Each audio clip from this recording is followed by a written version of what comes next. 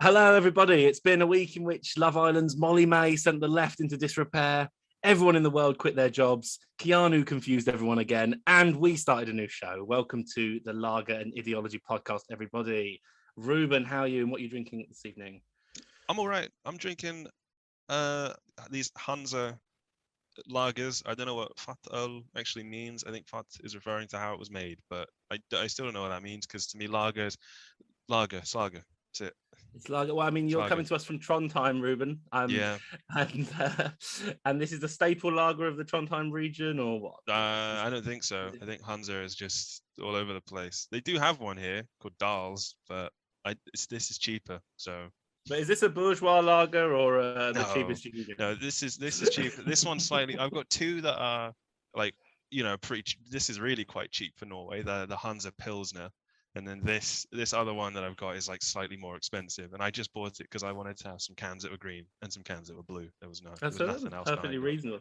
Yeah. Green can, blue can, as they nice. could have been the red pill, blue pill, but for lager boozers. I don't even think they taste different. Bit of Carlsberg export for me. I thought we should start at the very bottom of lagers and work out. Yeah, maybe that's what I can do next week. I mean, you've got export. Annoyingly, the O on that Carlsberg export is an sound in Norwegian, so it's expert is how it would actually. Oh, right, of which there are none on this podcast. We should be clear. Not at all.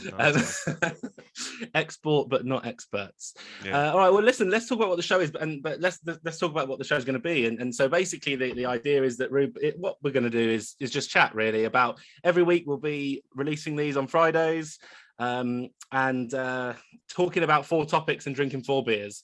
The hottest topic is the last topic after the beers have taken their effects, hopefully. And I guess in a way it's a little bit like those kind of stupid hot wings challenges that celebrities do, where they start saying more stupid things when they've like had a lot of chilies because they're just in pain. They are delirious with it at that point. I mean, for me the pain gets less when I drink the beers. I don't know about you. Yeah, I don't know. I mean, because the sort of objective is to make it so that it's about an hour long, one of these. So you get each one in you after 15 minutes. You're barely even really feeling, the first one by the time you're drinking the fourth one. I feel like that's a risk there. Yeah. Do you think we need to up the dose or something? I don't know if I want to change the poison, maybe. I don't know. We'll think about it as we go on. This is like the first and kind of test show. And I mean, did you, is it Norwegian, the film Another Round? It's not, is it? It's Danish. No, it's Danish. Another Round. Have you seen that? I've seen Another Round. Yeah, I think that's really good. So do I. So this is our own mini version of Another Round, where we work out whether we're going to be better critics of ideology with the alcohol than without. I guess. Right. Okay. Yeah. Well, I think that's it. I mean, that's all there is to say. Before we need to crack open our beers pretty soon. You can follow us on Twitter, Lager_ideology, and on YouTube. What are we on YouTube?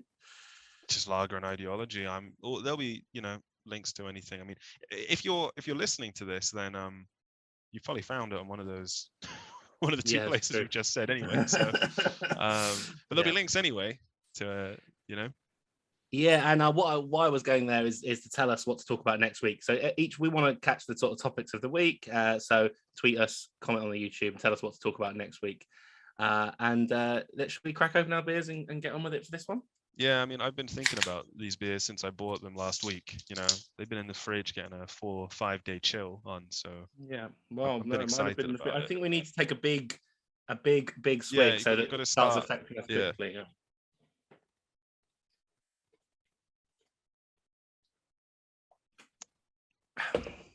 How do I think? I haven't done that. I haven't done that in a while. God. I wish I could say the same. Now, for the first topic, we're going to talk about this. The fact that everyone's quitting their jobs. I don't know if people have seen, presumably listeners have seen it around.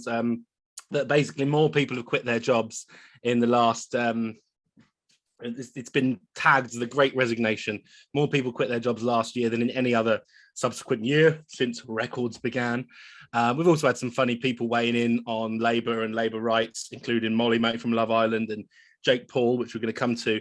But Ruben, you've got a job, haven't you? Just a recent one. Congratulations, by the way. Yeah, I heard those flowers aren't they, behind you? Yeah, Those the flowers. flowers were a gift from my new employers. I really, they arrived just like an hour ago. You know, flowers for Ruben. Are you sure? Uh, Yeah, yeah, and yeah. Oh, okay. so Thank you. when did you get this job? I actually got it on Christmas Eve, which for some reason has caused confusion with people when I've said that in Norway. But the 24th of December was when I was sort of offered this job. Yeah. Okay, so it's and have you started it yet? Or No, not yet. Not yet. I'm okay. due to start in 3 or so weeks. Yeah. Okay, so shall I try and convince you to quit in the 13 minutes that we've got left for this topic? You could, but you may just be like stonewalled into like, no, but I need to eat. No, but Well, I can't be warm. so I mean, the reason this has come up is because everyone is quitting their jobs, and I mean, also I was very interested in this Reddit subreddit anti-work. I don't know if you've seen this. It's been the fastest growing subreddit on the Reddit community over the last couple of months. It's called anti-work, and it's really interesting. Actually, it's a lot of people complaining about their bosses, saying why there's so much kind of workplace inequalities, problems, underpayment, abuse, that we should all be quitting and rebelling against our bosses and so on. And obviously lots of it is really interesting and useful. And there's this whole movement really that's like online but also in real life, and everyone is quitting their jobs and sort of it seems like so what do you think anyway? I mean, you desperately need yours, or have you been aware of this kind of massive quitting trend? I wasn't aware of it until you mentioned it, and then I did a bit of research and I saw that it's actually been around or observed for like much longer than I thought, since sometime last year. I think it was being mentioned in articles, so I thought it was very recent, but it's not as recent as I thought. I'm now looking at the Reddit for it, and it's typical like Reddit content. I'd say Reddit moment about some of this, because I'm immediately skeptical of just about anything anyone puts on Reddit, because I'm like, what are you doing? You want Reddit goals? Yeah, well, listen, I mean, that's kind of what I thought when I first looked into it. And, like I say, it's just some memes and stuff about my boss is a dick and stuff. It's not really. But when I looked into it a bit more, it's all American. It's not all, I mean, some of it's American, but one of the kind of interesting things about it is that it's kind of international. And, I started looking more and I saw some quite interesting ones. I saw some guys that were going on strike in a Wendy Burger in America, who were asking for advice about like what strike tactics to use, and some academics from the UK replying and saying like, this is what we do and so on. So you've got quite two very different groups of people there, like Wendy Burger's worker in the US and an academic in the UK, like sharing strike tactics and stuff on a platform, and don't get me wrong, of course, like there's loads of jokes and memes and you have to sort of wade through them to get to that kind of content. But there's something going on there, I think, that people are actually saying like, perhaps enough is enough with the kind of employment structures that we've been living in. And maybe there is a sense in which Reddit, can be mobilized to create this kind of like solidarity between different kind of workers who really need to sort of sack off their boss and rebel. Yeah. I guess what I'm thinking about now, it's like a part of one of our later, so I'm in a chair that can spin and I forget that I'm on camera. One of our later segments touches on this. I'm not sure if I really want to go into it, but it got me thinking about how here they are trying to digitally organize and rebel. Meanwhile, the offices or like corporate structures are trying to have it be such that you are in the office in the metaverse anyway. And then, I don't know.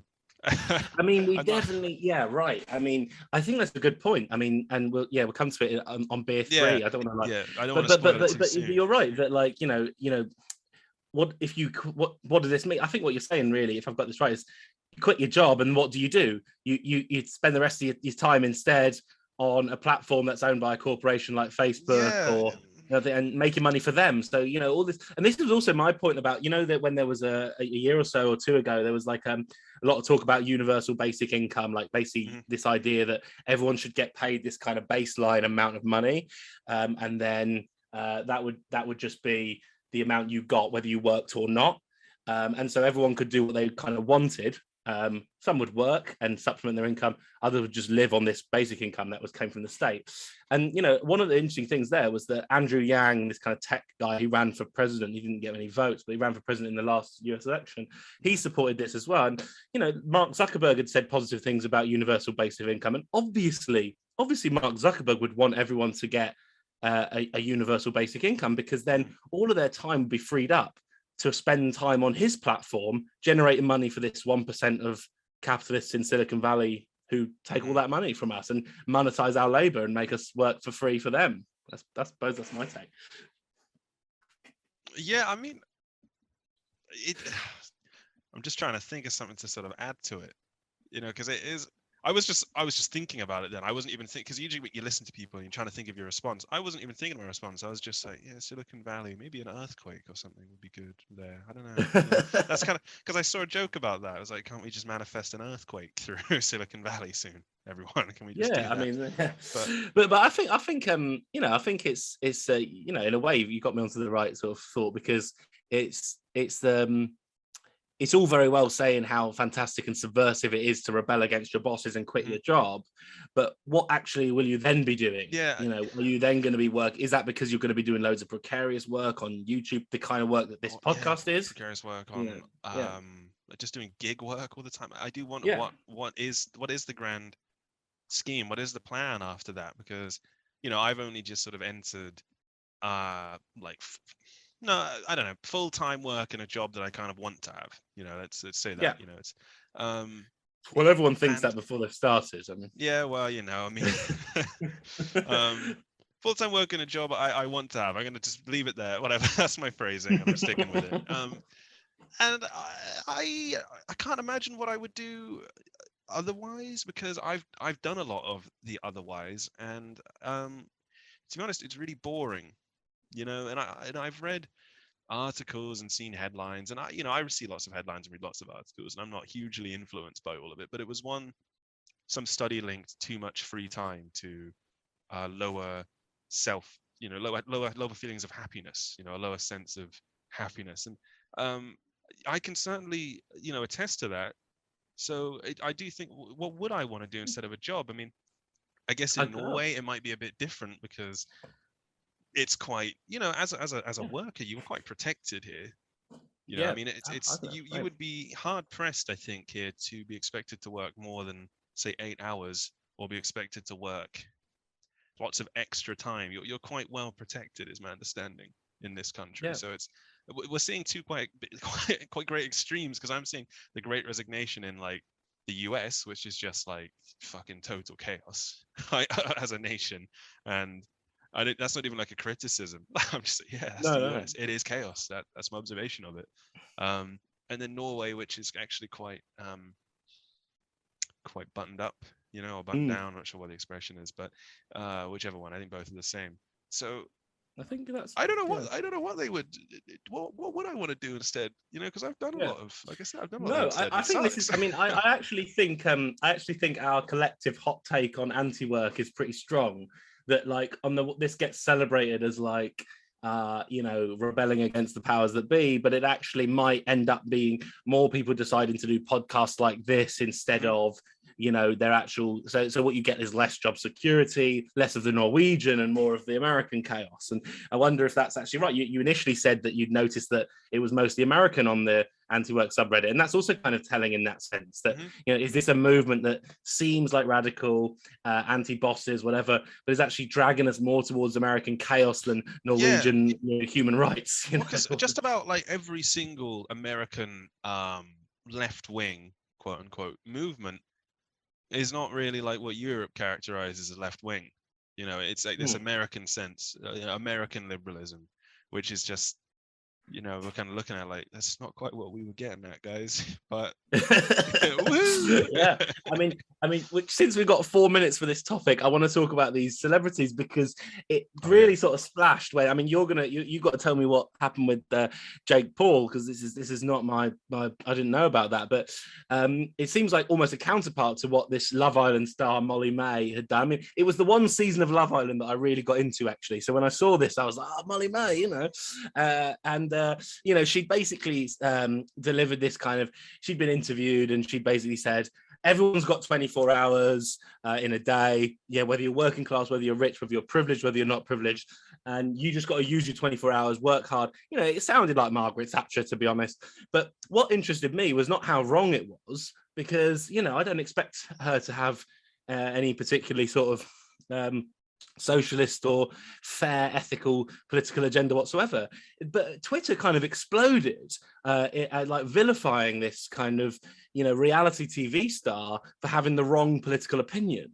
And I found that really interesting. It almost shows sort of what's wrong with the sort of progressive online community, that it would spend a couple of days worrying about whether a Love Island star would you know, I mean, it's just no surprise at all. But in a sense, what you mentioned about Jake Paul, it seems almost like the opposite. It's like the trend of sort of influencers actually getting involved in politics and doing something potentially marginally useful. It is. So tell us what happened with Jake Paul, anyway. Reasonably self-serving. I mean, I have one remark to make on Molly May, and that's just that, you know, there's a Conservative government in place in the UK, and most of the people that voted for them believe in that kind of sentiment. I think you could probably say, because well, that sounds about right. They're probably thinking that sounds reasonable and logical. Exactly, mate. I mean, you shouldn't be surprised when someone in the United Kingdom reveals to you that they are a Conservative voter or a supporter of like Conservative doctrine, because, you know, it's a majority government, and the popular vote went to them, of course. So, you know, that's just my thought. I mean, anyone's surprised. But I think that's a really important. It's England. Yeah. And that's a really important thing to say. I mean, the fact that people, and this shows you also that Twitter isn't a good barometer of where politics is. No, I mean, we got decimated in that election in 2019. Everything was looking great on Twitter. Yeah, Labour was just like, fucked. But precisely, and you know, Jake Paul, Molly May, that's exactly what it is. Yeah, we got to talk about Jake Paul, because I think we got like maybe a minute. 2 minutes for Jake Paul. You got 2 minutes. All right. For Jake Paul. So Jake Paul has some fight. This is like old news, probably, and it will be old news by the time this comes out. But it's just a product of you doing your first episode, so you know you're going to be a bit behind. Doing some fight, UFC fight, or with a UFC fighter. I'm not clear if it's a UFC fight or just with a UFC fighter. And he wants to, at the terms of his fight, because Dana White isn't like getting back to him allegedly. You know, it's all silly, like political shit between Jake Paul and his camp in the UFC. He wants to change. He will only fight on the condition that UFC fighters' pay per fight is raised from $12,000 to $50,000, and that they all get healthcare. You know, those are his terms. He won't fight otherwise. You know, because he's seen his own value and the amount of money he would bring by, you know, because loads of people want to watch Jake Paul do a fight. So, you know, so I'm going to just get rid of, I'm not sure if this records, I'm getting rid of some noise there. Yeah, it doesn't. No, you're good. Okay. But I mean, shall I respond to that? Yeah, that's it. I mean, right now. I'm already interested in what you said. I mean, for me, I think it's halfway there. I agree with you that it's self-serving, especially because it looks after fighters themselves, of which, is he one? Is he a fighter? Yeah, but he's not a UFC fighter. You know, he's not like he's. I guess you know he's represented by a different group, or I don't know how it works. You know, but he's not a UFC fighter. Maybe he'd receive that base pay for doing that fight, but also he'd get.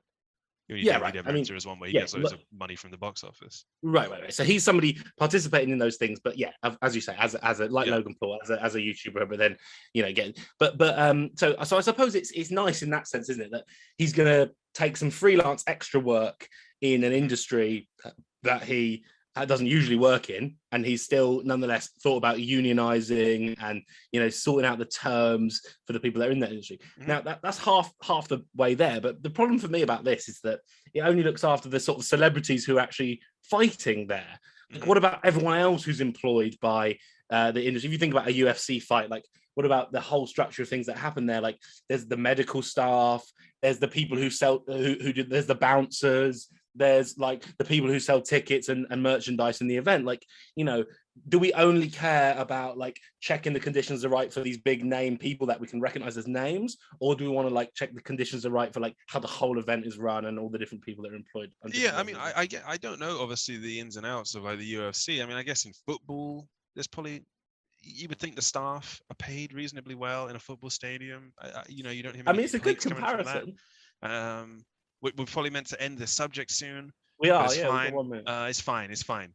we'll do a I couple mean, more minutes. if someone said, you know, if Cristiano Ronaldo said, let's make sure every footballer gets a base pay of whatever it is, you'd be furious. I mean, that just wouldn't be progressive. But I think given the number of, it's strange because with UFC, it is all sort of under this one banner, whereas football has the market. You know, it's got the competitive nature of all the different clubs and their different brands. And I think that's right. Anyway, like you said, Ruben, we've got to stick to our own rules, and we've got 0 minutes, so we have to finish our beers. I have a stopwatch going, so I'll hit the lap button. Oh no, I won't. I'll stop it.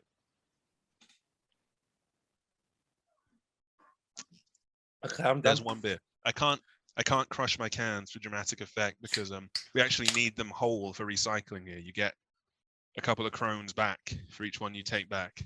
When I actually grew up in Zimbabwe, and it was all glass bottles there, but it was the same. You'd always save them up, take them back to the supermarket, and there was like a couple of. And then you spent the money. You took the ticket into that store specifically, and exactly. Yeah, get them. So that was so. This is worth 2 crones, which is hang on, 20p. That's a lot for a can. Hang on, wait, am I talking shit? Hang on, I think I'm maybe talking shit. You're eating into our time. That's okay. For sure. No, I've got to check it now. It's going to drive me mad. It's about 17 pence. Yeah, that's what I thought. Well, that's extremely expensive for a can. Yeah, but I did pay like £2.20 for this 1 can. Yeah, well, as a percent, yeah, mine were. My 4 pints of Carlsberg Export were £4.50. So pretty good value. Well, now we're onto a green can. We've gone from a blue to a green. And segment 2. Fuck it, I'm going to introduce segment 2 because it's films, and I've got a degree in that. Got a degree in that shit. So I happened to watch The Matrix Resurrections the other day, and you know, I said to Alfie about it because I don't remember what. I guess it was just for this. I must have mentioned it, and because it sort of was neat and it's relevant to like your sort of academic interests and my stuff that I've read about. And The Matrix is one of my favorite films. So. Yeah, well, I think that's good. Just so that listeners know, I don't have any academic interests, even though I am an academic. But I do think it's been really interesting that both The Matrix Resurrections and Don't Look Up, these are the 2 films we were planning to talk about for this section. They've both just been really capturing people's imagination, like endless articles, comments, social media posts about these 2 films and what they mean. So I thought. I think this is a great topic. And let's as you said, Ruben, start with The Matrix. And I must say, at first I watched it, I don't understand any of it. Like, I consider myself to be like, a sort of film type of person who can understand films. Mm-hmm. But I was just confused, man. I didn't know what it was about. Don't know what it was about. I'm a bit of a I guess I'm a bit of an expert on the Matrix trilogy, even though I don't think the second or third one are any good. I will every few years also probably just background watch them, because I like the world enough to endure how shite the films are just for the sake of being along for the ride and seeing the characters, you know, and always hope that maybe the film will be different this time, and the film is always the same. So but in The Matrix Resurrections, I'm trying to think what does happen. It purely is like the whole film is constantly referring to itself in a really like meta way from the beginning. And I thought that was quite intelligent, because not only was it referring to the existence of the trilogy of Matrix films that came out, you know, in the end of the 90s, start of the noughties, in that sense, referring to those films within its world, it was also referring to itself as a film in the real world. Especially in reference to just reboots and the state of, I guess, current modern cinema. So I enjoyed that aspect of it. I mean, it'd be difficult for me to quote from it because I only watched it once and I wasn't taking notes. I wasn't writing an essay, you know. But for anyone that has seen it, which probably isn't many because I don't think it's doing that well at the box office, you might agree with some of what I guess I say. But what is the film about? Without spoiling it, Neo is reintroduced to himself as Neo. You know, he's sort of forgotten who he is for reasons. And Trinity as well, same thing. And then by the end of the film, yeah, I can't really. I'd be spoiling it, and then they sort of they're rediscovering themselves, as Yeah, and the I think trilogy that came out 20 years ago. yeah, and I think this really leads into what I think is the thing to think about with this. I mean, these are two directors, and they're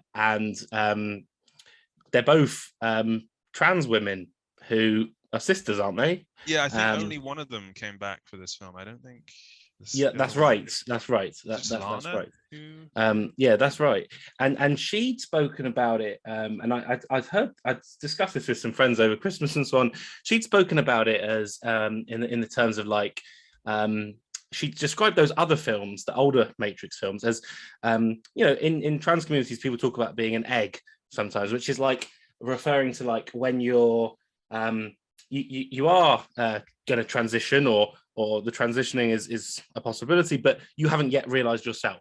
And she spoke about the earlier Matrix films, especially the first, as like as like her kind of egg film, in the sense that even though she wasn't at that point transitioning, it was still the film shows those symptoms, and it's a kind of unconsciously, it's an exploration of those kind of processes, and that really sort of tallies, I suppose, with what you were just saying about how they're very meta about the earlier films, and it's reflecting on getting to know yourself again, and what does that mean to like have two completely separate kind of experiences of becoming you, and so on. And I was reading an article from sorry, you go on. I think I read the article you're talking about because you put it on, you shared it somewhere, and I think I just happened to read it because I thought I better have a look because Alfie might bring it up.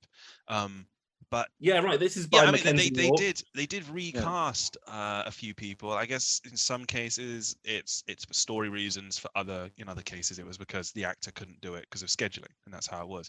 But yeah, there are these like different faces but the same character, and I guess perhaps that plays into the trans allegory that the Matrix has been, I guess, like retrospectively considered to be by them. I'm always suspicious of filmmakers when they say, "Oh, the film was about this, guys," because I studied film, and I usually think, like, shut up, it's crock of shit about anything like that. I totally agree with that.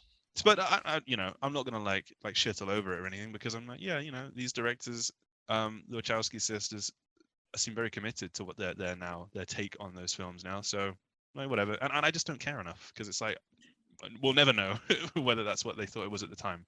But I think maybe in a way, although they seem like opposites, because my point was about author's intentions and yours was about how the author, as a film, as a film student, as a film critic yourself, you realize author's intentions are basically bullshit. But in a way, I found this quite interesting, because she wasn't saying this is what I meant. It's not like when J.K. Rowling, the moron that she is, comes out and says Snake was this, that's so bullshit. Boring. But this was a little bit different, because at least she was saying that now, looking back, unconsciously it explored things that were going on in her world. So it isn't quite the same as the director saying this is what I meant. It's more like retrospectively I can see that I was thinking through these different processes at that time, I suppose. And there is definitely a lot of like, I'm like, okay, it's not, they're not even tenuous, the connections between like the Matrix and the Wachowski sisters. They're not even tenuous at all, or the trans allegory. No, they're not at all. So I'm like, okay, it doesn't upset me. I'm like, yeah, still love the first Matrix film. Doesn't change anything about what I think of that film at all. So no, me I'm neither. not bothered by And I think I would definitely recommend people to read this Mackenzie Walk, who herself transitions and is a really incredibly influential academic, especially in video games. Not just academic, but a writer in video games. Author of Gamer Theory, which I think we studied together, Ruben, at Royal Holloway. Video games studies. You that to a lecture, didn't you? I don't know. Maybe. I don't know. Probably. And her point in this article, which is on Freeze just out today, is also points out that the main pill, the red pill thing, has to do with this kind of it's got this. There's this weird doubleness. I guess this is what I wanted to talk about with you, Ruben. On the one hand, there's two kinds of red pills in society. There's a history of estrogen that trans women took, which was a red pill called Premarin, I think the name of the drug. Yeah. And that is the drug that the red pill then represented the trans thing. This is the allegory that people have dug into, and this is a well-known argument about the Matrix.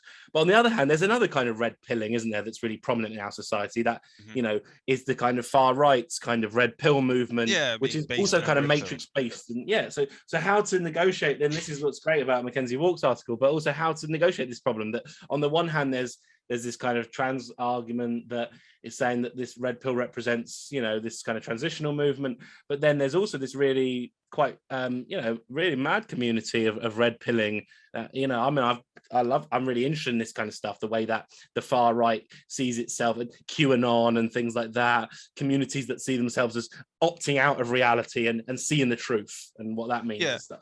The thing, I guess, the distinction to make there is that there are just a lot of people making jokes about things being red pilled, and there's like the far right, and then there are people that aren't really far right, but they don't like the idea of suggesting you can't make ridiculous jokes, because like at the moment the current thing is like Patrick Bateman jokes, and I love that shit. Like every time I can see like any joke where it's just a clip from American Psycho or some like bollocks caption, I'm like, that's funny. That is funny. I may have seen that 6,000 times, still funny though. And that kind of goes into the being red pilled thing. So I guess I just always like to be careful with that, because I don't want to come across like we are suggesting that anyone who is maybe not left-wing is on the far right. Because I guess that's what they get upset about. The people that are not left-wing don't like that immediately they feel as if they're lumped into the far right. Because I know I'm not there though. I'm not over there, but I'm not there. Yeah, I agree with that. I think that's fair enough. And I just want to make that clear. Clear, everybody. Ruben does not want to expel all. I'm not starting off on the first fucking episode with some. But the point is more than that. It's just that, like, I mean, let's give a few minutes for Don't Look Up, which I think is relevant actually, because I would almost make the opposite argument about this. I think that the Don't Look Up, I don't know if hopefully some listeners have seen it.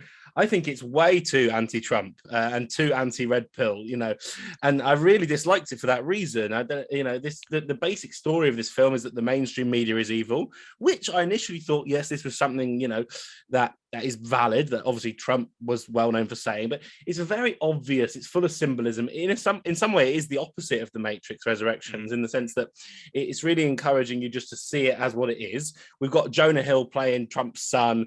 You got the Trump figure. You got the Trump son figure. You got your kind of Elon Musk figure, and so on. It's all such an obvious and clear symbolism and sort of representation of what's gone on.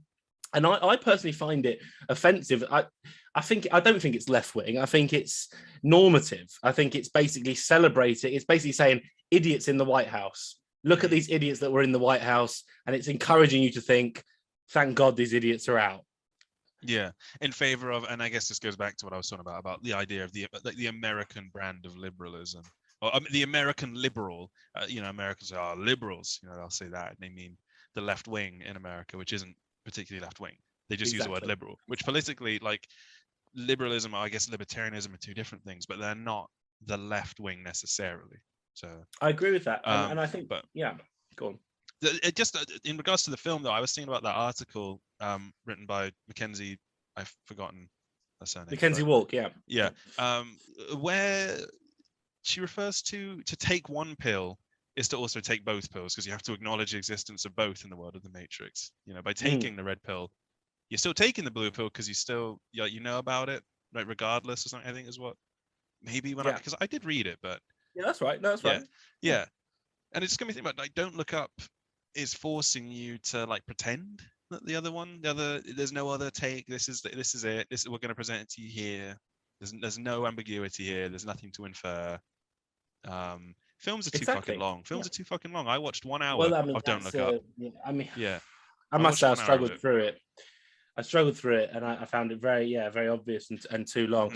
But so I agree that films are too long. And there was an art of making films shorter. If you look at Hitchcock's films, they're short.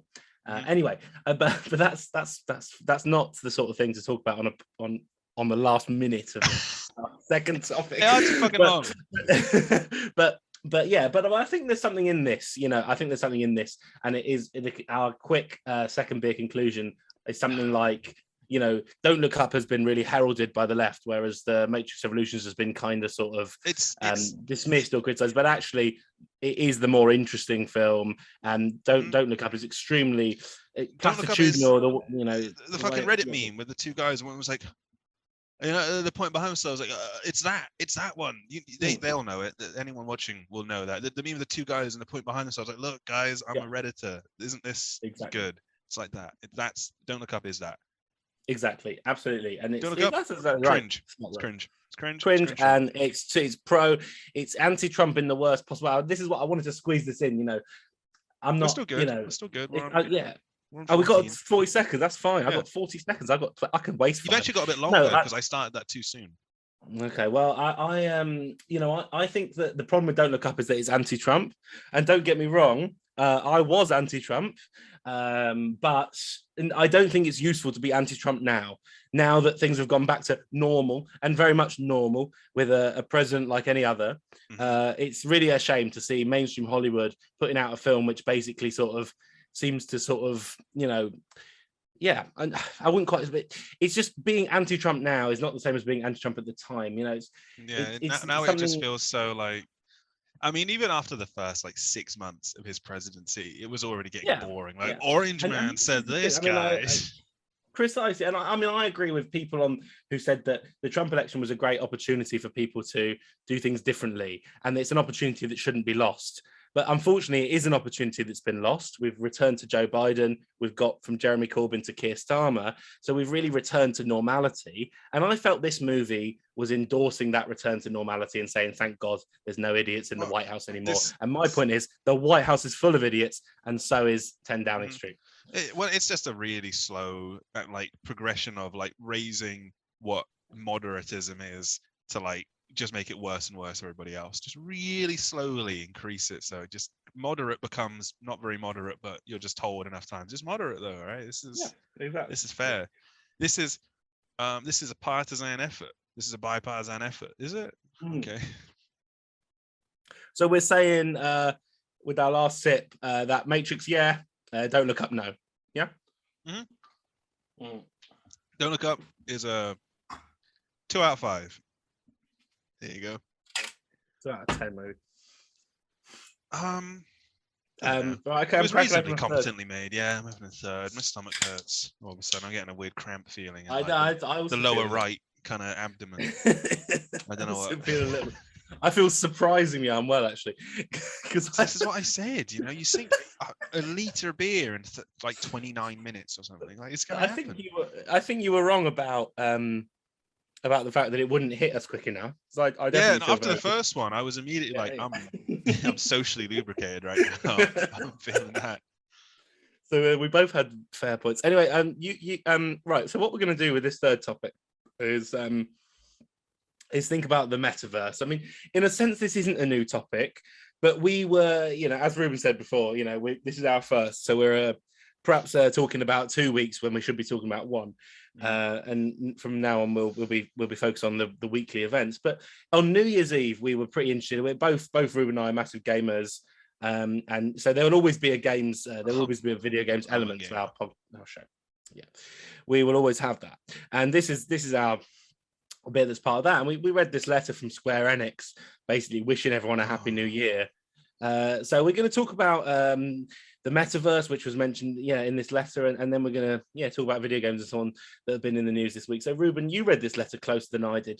Tell us what Square Enix. I actually did. I did read the whole thing, and I'm going to just quickly bring it up again so I can find the bits as they're coming back to me. But I did write down one quote from it, and they're just talking a lot about how they want to introduce NFTs and the metaverse to the Square Enix a universe. I don't know. And the letter didn't really it wasn't a very cohesive letter. It wasn't very cohesive, welcome to 2022, guys.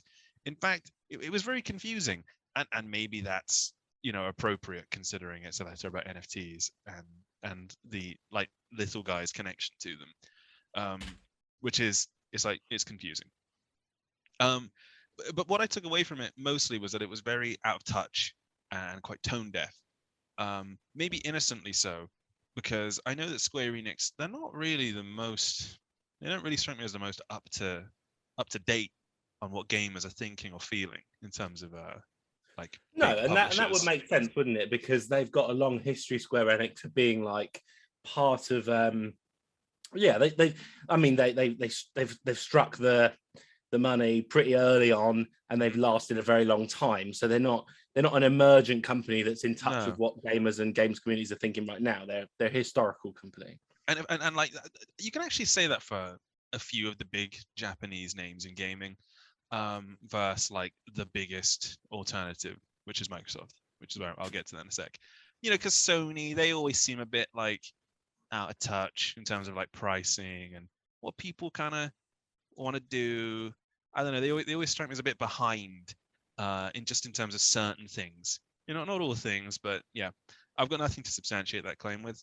Can't be bothered. I think so. And like Nintendo, I you know, mean, just the if this, pricing of like Nintendo's games, you know, that says enough for me. That Nintendo are like every game 50 quid forever. Fuck yourself. That's like the Nintendo approach to all of their games. And then Microsoft are like, you pay £1 a month for 3 months, and then it's £10 a month, but you know, and you get every game ever made by EA and us, and a bunch of other games. You know, and that's it. You know, Microsoft are doing that. They're doing all this like Rockstar shit because they've got not Rockstar, the publisher, but they're doing all this Rockstar shit because they just can, because they're Microsoft and they're made of money. But in terms of Square Enix and being out, that was a complete tangent. You know, here's a quote. I see this as one reason that there haven't been as many major game-changing content that were user-generated as one would expect. And I can't remember what they were saying before that, but it just seemed to be ignoring the culture of like mods in games, which I don't know if modding games is as big of a deal in Japan as maybe it is outside of Japan, because like Nintendo really don't want you doing it. Like, they're really anti it. But I shouldn't let Nintendo speak for all of Japanese gaming, because that's wrong. No, I mean, you're onto so many different things. I need to sort of, I want to. Yeah. I mean, I mean, firstly, the one thing I've learned from academia is that you don't need to substantiate claims. You just sort of say them confidently and then ignore that. Yeah.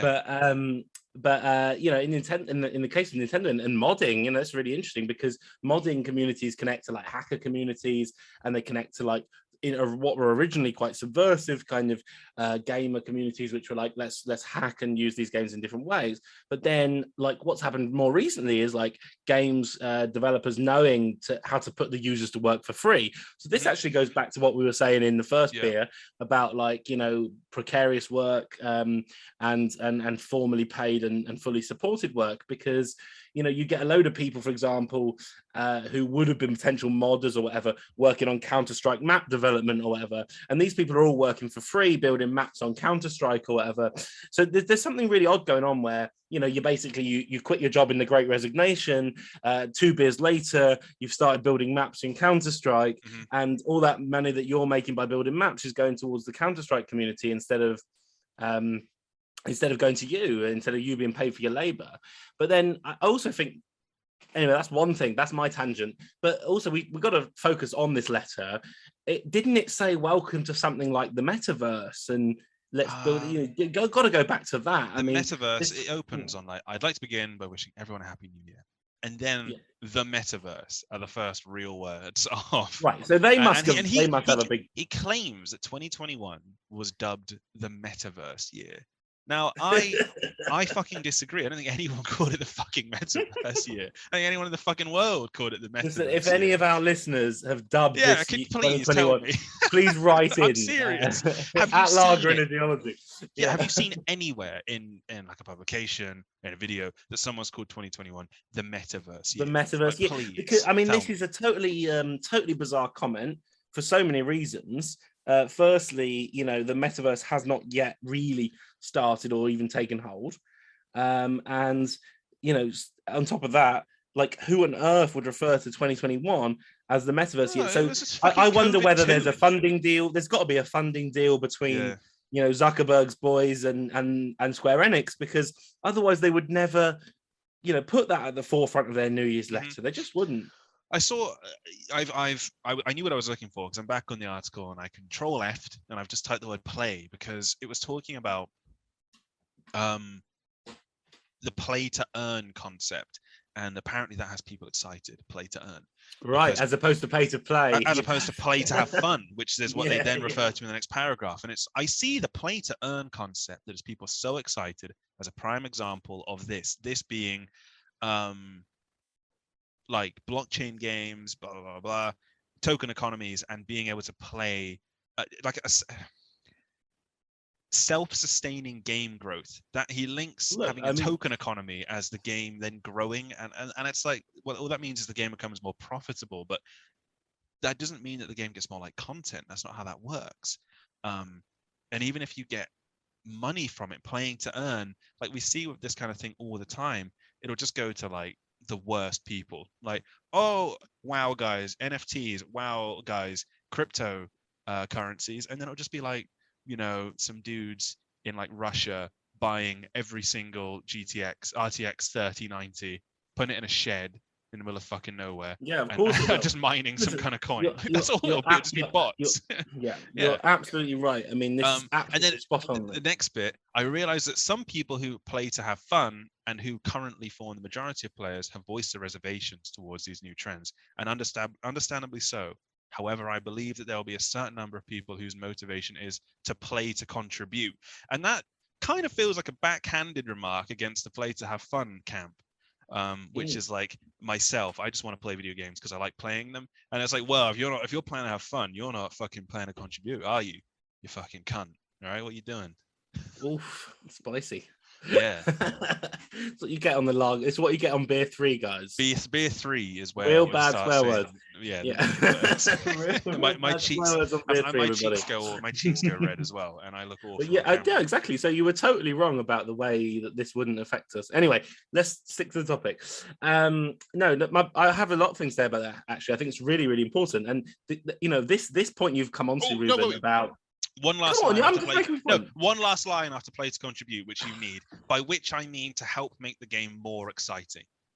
Now go, because that I think is poisonous. That remark. I agree with that. I agree it's poisonous, and I'll try and come to that. But you know what I think is this: it's just so fucking mad that people think this is reasonable. And you know what you're looking at here. It happens. It's advertised all the time. You can earn money by gaming, and people are like, "Oh my god, you can't earn money by gaming, surely, because gaming is fun. I usually pay for that, and now I can actually be paid." But this is how precarious economy works. And these companies are, systematically across the board working to monetize your labor. It's no different to being a social media poster or being a YouTuber or being a podcaster like we're doing. You're basically giving huge amounts of time and labor to something. And it's your time and labor, your data, your time, your labor, your creativity is extremely valuable. Your Counter-Strike map is worth a lot of money, but it's not worth any money to you, and this is exactly how companies are structured today. This is platform capitalism. It's the way in which companies today are structured in such a way as to make you feel, as you said, Ruben, with your last quote, you feel like you're part of the thing, you're contributing, joining a community, welcome, you're making it a better game. But at the same time, your labor's getting monetized, it's getting turned to profit by other things. And in this sense, it connects up to the start of our conversation today. And also the metaverse. Is that what you're going? And the metaverse, which is, that's the metaverse right now. Exactly, mate. The metaverse is exactly, it's a dystopian world in which this happens. It's way beyond anything Black Mirror could have predicted. The metaverse is something like where now your actions take place in a space where we can monetize your every movement, your everything, but you're not the one monetizing it. Somebody else is monetizing it for this kind of platform of corporations that run those things. And like I said, it must be that Square Enix have done a deal with Facebook or whatever they're calling themselves now, Meta. But it's it's embarrassing and it's clear, it's obvious, and this is not helping people into the future. It's making sure they're fucking screwed in the future. Yeah, also I don't like the suggestion that the metaverse is like a new thing, because as we've just been talking about, like video games I think are one of the first examples of the metaverse. And like CSGO has had had its own economy for like over 10 years. When did CSGO come out? No, that's a great point. It came out in 2012. That's a great point So it's for nearly a gaming. decade. That's a brilliant point. That CS:GO is a pre-metaverse. Yeah, That's a great point for people. and just gaming since like 2010 onward, that decade of gaming was the start of the metaverse, and also like the internet. But it's usually gaming which gets that really harnesses that because of the interactivity and it just being like an enhanced level of interactivity. So, but then you also have like doing boring real life shit also in games where it's not really for profit, you doing the camp chores in Red Dead Redemption 2. Like, who is that for? I mean, I have my take on this. It's not very fun to pick up the hay bales and be forced to walk across the camp because you can only walk in the camp. You can't run. That's boring. But you do it. Like, I've done it. I do it. Why?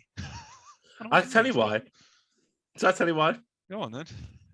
Okay, well, the games are preparing you for a future of work, and this does sound wild, but it isn't. I mean, like, and my favorite game of all time, Yeah, well, Shenmue. The Shenmue, yeah, which was. I mean, I thought that the emulation of everyday life in Shenmue 2000 Dreamcast was one of the most important things for me, because it made it clear that one of the pleasure of gaming is not in being someone you aren't, but also just in being you.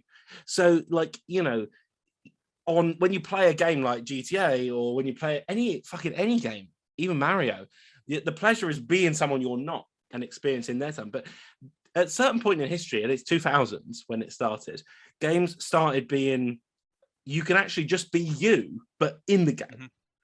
Now that is the turning point for me for games, and the point I want to make is the reason why there's Office Simulator. The reason, have you seen that Metaverse fucking go shopping in the Metaverse in a supermarket where yes, you can actually walk down a fucking hell. What's that for? Why are you doing that? You've gone from, in real life, I am required to go to the shops and buy food, and that also generates profit for a huge company.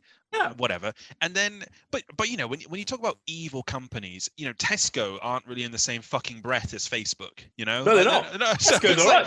I'd rather Tesco's a revolutionary. Yeah, like terrific. Well, this is the world we live in. Tesco's your revolutionary pioneer. I was like, anyway, whatever. I mean, I'm sure they're not. But the point I'm making is, clearly this is where we are now. We used to be in a time when games allowed you to live a life you didn't have. Now we're in such a fucked up time that you can't actually have a normal life because you've got to sit inside your computer all the time. So you can't even go to the supermarket and enjoy it. You can't even work in office and enjoy it. You can't even lift a box and enjoy it. So you actually have to have a simulated version of everyday life just so that you can feel like you're part of everyday life. And yeah, I think I personally think that that's where we're at. It's a fucking disaster. And I think Shenmue is my favorite game because it sees that future. I mean, my favorite game is Mass Effect 2, a game where you build a team and like save the galaxy for a bit. Like, I'm glad that my favorite game is just still some bombastic sci-fi nonsense. That's cool with me.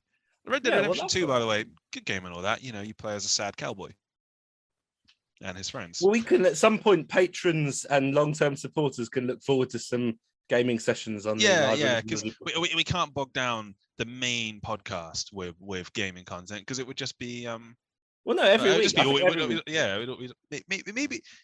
I think every week one of the four sections, every week one of the four beers is for gaming. Yeah, do you agree with that? One of the unfortunate byproducts of drinking the beers is that I'm going to burp a lot, and sometimes I'm not going to reach over to the mute in time to stop it. So no, you burped there, but that's okay. So I think beer free is a gaming beer, and you guys can expect the same next week. But we ran out of time by 3 minutes, right? We need to go to 4. Mm-hmm. Yeah. So we need to finish the beer. I'm finishing mine. Yeah, I'm doing it. I'm at the end. I'm like here. All right. Okay. So we're on to the last topic now. Right. And I'm introducing segment 4. All right, segment 4. This has been dubbed as potentially like a segment where we might just discuss some sort of unrelated but bizarre thing, bizarre internet phenomena. Yeah, I think that's the idea. Yeah. So section 4 is like your spicy internet shit. Yeah. Alfie doesn't know about gooning or gooners. I do not. And gooning and gooners is something that I've been aware of for quite a while. And those of you that are here on account of Jar Media will know that we've talked about gooning and gooners. I should think. I'm pretty sure that's been talked about. And so gooners and gooning are kind of like a very extreme offshoot of like a crippling porn addiction. So gooners are porn addicts. That is what they are. But they are porn addicts who embrace and enjoy being porn addicts. And now we're already two branches here. You've got the porn addicts and you've got the gooners. And then from there, it gets even more wild because so what's a gooner? Sorry, what's a gooner? An extreme porn addict? Is that what it means? A gooner is a porn addict, but they're like vocal about their porn addiction and they don't want to stop it. They don't want to have relationships with real women. They just want to wank themselves silly. And gooning is characterized at its most extreme. Well, no, gooning is characterized as having like goon sessions. There's a lot of edging involved. There's multiple monitors of pornography. Right, so it's like consume the thing in this most porn as possible, and it is kind of like to degrade oneself, to subjugate oneself to your Pornhub mind geek overlords. So I guess it still is kind of relevant because we can bring mind geek into it. Well, Pornhub is extremely relevant to everything because the guy's called Thulman. He's Swedish, isn't he? Is he Norwegian? You should hunt him down. I think he's called Thulman. I can't remember the guy's first name, but the guy who made Pornhub was totally revolutionary in the porn industry because he worked out that algorithms and porn would be like the greatest of allies, and then he sort of realized that people would search for certain things and so on. So he was the first. I'm pretty sure he's called Fabrice Thulman or something like that. You got Ferris Antoon, but he's Canadian. So and you got Fabian Thillman. Well, that's what I just said. But he's German. He's German. Anyway. Anyway, this was the start of Pornhub. He's an extremely interesting person because he also built some other really interesting websites. Fabian Thulman. I spent so long looking at researching digital culture and things like that. I can't actually remember. But the point I'm making is that one of the big things he noticed was that the algorithm was more important than the content. So the porn people from the porn industry started speaking about how Pornhub had really revolutionized it. So now, for example, previously people would have searched like one thing that they liked. Like, for example, if they liked blowjobs, they'd search blowjob. If they liked, I don't know what else people search for in porn. I'm not the man to ask. But lesbians are huge. Lesbian porn subject. But so exactly, these two things might not necessarily been combined in the past. Mm-hmm. But if the title of the video was like lesbian blowjob, then you would catch two kinds of searcher. And Thulman was the first to notice this fact, which is obvious to us now, but Pornhub is kind of old, I think 2002, but I don't remember. Or one of his pre-porn projects was later. It was 2002, and then Pornhub was later. And so he sort of noticed this. 2007, yeah. So pretty early on in our internet lives. And so what then started happening is actual porn producers and porn stars from, what's that place in America where they all do it? Where Louis Theroux went? Wherever that is. San Diego, whatever it is. Anyway, they all started doing new videos. They all started making videos that combined lesbian with blowjob because they thought that that's what people are asking for, but it wasn't what people were asking for. It was the algorithm trying to give something that's one piece of content to two different search people. Mm-hmm. I find that amazing that, actual porn actors are producing different content because they want to be searchable at two different points, or to satisfy two different searches. It is trying to like play algorithms is a pretty bizarre experience, just like full stop. But I mean, once you bring porn into it, it all of a sudden becomes so much more complicated because pornography itself is like a pretty whack thing. Like I've got my opinions about porn. Do you? I'm quite anti. I'm like, yeah, anti-porn. Yeah, I mean, I know that for some people it's their livelihood, and like, yeah, that's terrific. But then you do also see I wasn't really prepared to go down the anti-porn route with the gooning thing. I didn't think about that. But Well, then no, too late. 4 beers in, you do where you. I'm not like anti people making their money. That's the thing. It's like complicated, but I just don't think it's something. I do not think it's something that people should be consuming. You know, I think that it's a dangerous tool, and I don't think people should be looking at it because I don't think it really does you much good to look at porn. For the porns. Yeah, well, that's the thing. It affects different people differently, and some people can become very influenced by it, and it's like a highly addictive, potentially, form of media, and it can really fuck with your brain, that level of stimulation. So, yeah, I've got opinions about it. Whew, you certainly do, Ruben. And I'm glad we've had 4 beers, otherwise I wouldn't be able to cope. No, I think that's right. I mean, well. I get what you're saying. Do I want to say this? I don't know. Sure. Yeah. I'm pro porn. Yeah. Okay. So I maybe we can dig into it. Yeah. Patrons can hear the debates. Because like in the new world, you've got like OnlyFans, and like that to me is maybe a step in the right, but also a different direction. Like, you've got like North by Northwest, for example. It's like a step in the right by different direction. Like it's not the right, but it's right a little bit and different direction. Because OnlyFans, like, well, it's very individual, and I'm like, okay, that's good. There's no platform. There is a platform, but it's not the same as Pornhub involved.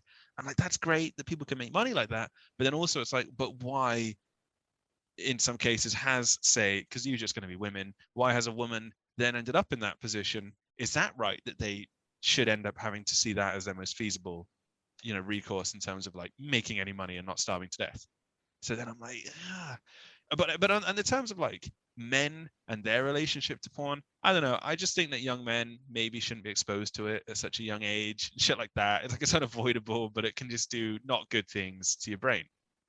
Like that's kind of where I sit with it. I suppose that's one of the things that we can. But I also don't like the idea of identity verification, like the British government proposed like 4 or 5 years ago when Theresa May was in charge. There was an idea that you'd have to use your passport to be able to watch porn or anything that the British government deemed to be like an 18 plus. Right.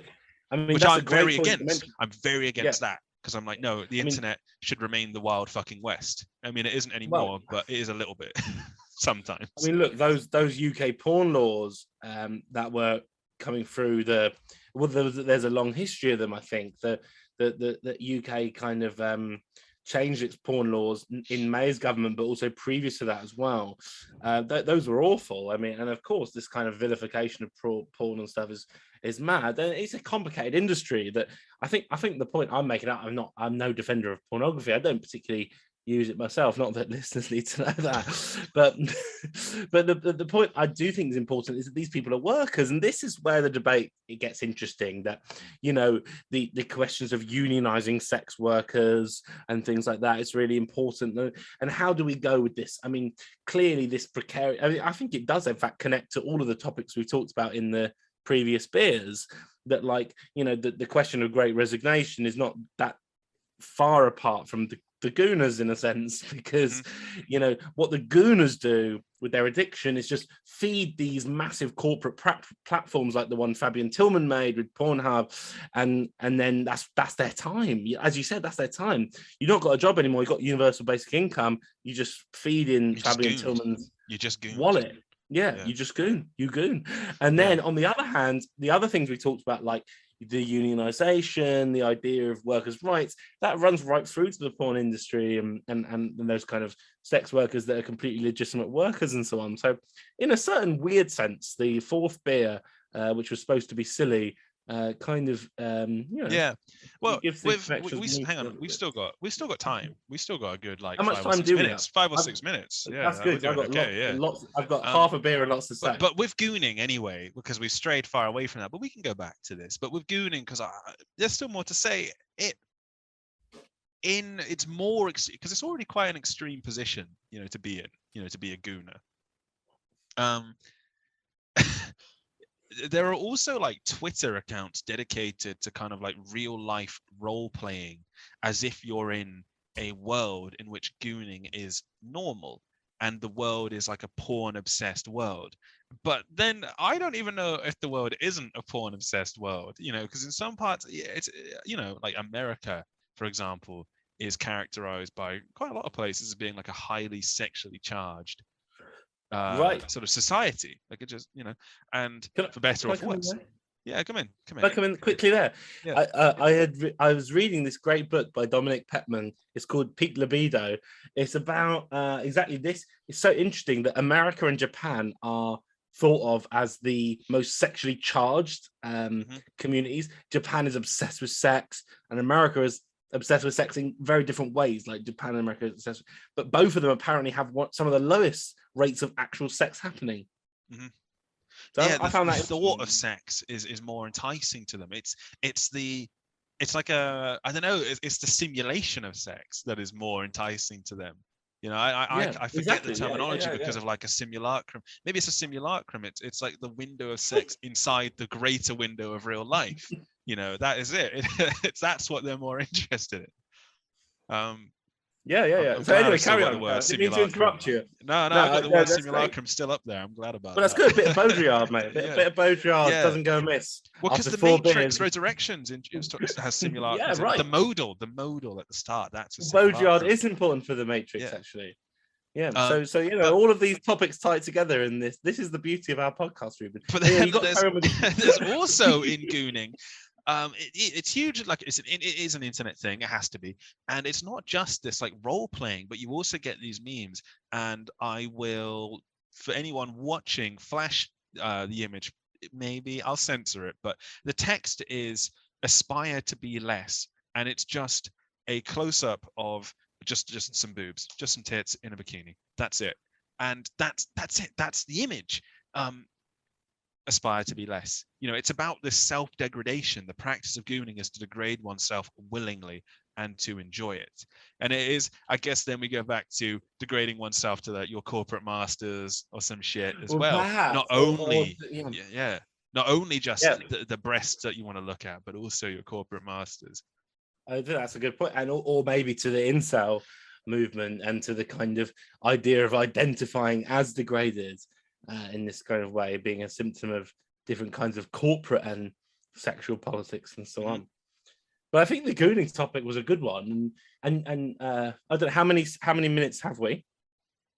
0. We are on. No, you got about 3 minutes.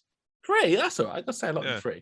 But I think what we should maybe. I mean, I'm pretty interested in the gooning, and maybe gooners are welcome on the Lagrin Ideology podcast. But I think we should what we'll do every week, just clarify to what we're sort of planning to sort of do every week in an hour's podcast. This is what the vibe is going to be. We're going to be at the beginning quite sharp. I'm sure you can see that we're quite. How do you feel, Ruben? I really need a piss. I'm right. Yeah, I could do the now you've said that, I agree, but I feel like this is important for listeners to sort of see the progression of how Lagrin ideology is harder to say after 4 beers than it was after 1. But the point then and gist of it will be this: 4 topics every week. The 2 of us kind of dig into those, and then we wrap up at this kind of point, and then like patrons and stuff. And can have like a bonus episode where we are already quite drunk and just talking about the just like an additional, let's say 10 to 30 minutes, because there's always a Patreon angle with this kind of thing. You've gotta have always is, because how are we going to pay for these? These are really fucking expensive in Norway. I mean, mine were very cheap, but his were expensive. Wow, mine cost a lot of money. Exactly, and and we're also in as Molly May said, we've got to make the most of our 24 hours, and also we're in precarious work, so we're going to be look at this shit. Look at this garbage. I need all my equipment is in a different fucking country. I got to sort that out. So there's always a Patreon angle. Always. And you can subscribe to our Patreon. Which might not also, even, fuck it. I'm sure there'll be a link to it. There'll be a link. You don't have to. Also, I think encourage that kind of thing. Well, I'll have to encourage it instead. But I think one of the things that's come out as well in this, because obviously first episode listeners can be part of this kind of decision making process. Feedback to us on what like we've done well and not well. And I think that I personally, Ruben, I liked the idea of the third segment always being about video games, and the fourth segment always being like a sort of spicy online topic. Yeah, I mean, I quite like that this episode there was a you introduce, I introduce, you introduce, I introduce, just naturally, just the way it worked out was such that, you introduced one and I did, you did, I did. Yeah, so exactly. Maybe with the gaming one, and yeah, I quite like the natural thing of 4. I quite like 4 as a number. That works. Yeah, I do. It's nice. I think that's good. It divides well into 2. Yeah, which is terrific. And I mean, this is I suppose now what we're doing is the Patreon content for the first one. But yeah, I think that's right. I think the things we got right were I thought that was absolutely brilliant. Actually, I thought we really enjoyed it. For this first episode, the Patreon content is more or less free and a given, I would think, because we didn't even end the podcast like formally. Well, hang on, so... I'm still gonna do that now. But the Patreon is always free, I think. Apart from the little bonus bit, yeah, like all you're missing out on by not being a patron is like 10 to 25 minutes of garbage. Yeah, well, okay, well, in that case, let's keep all of this in the podcast. Yeah. And I'll now say to everybody, thank you so much for joining us for the first ever episode of Lager and Ideology, the podcast, in which Ruben and I drink 4 beers and talk a load of shit about 4 topics of the week. Ruben, what are your reflections? I haven't had to drink anywhere near this much this quickly for a while. This takes he's burping and he's smashed. Yeah.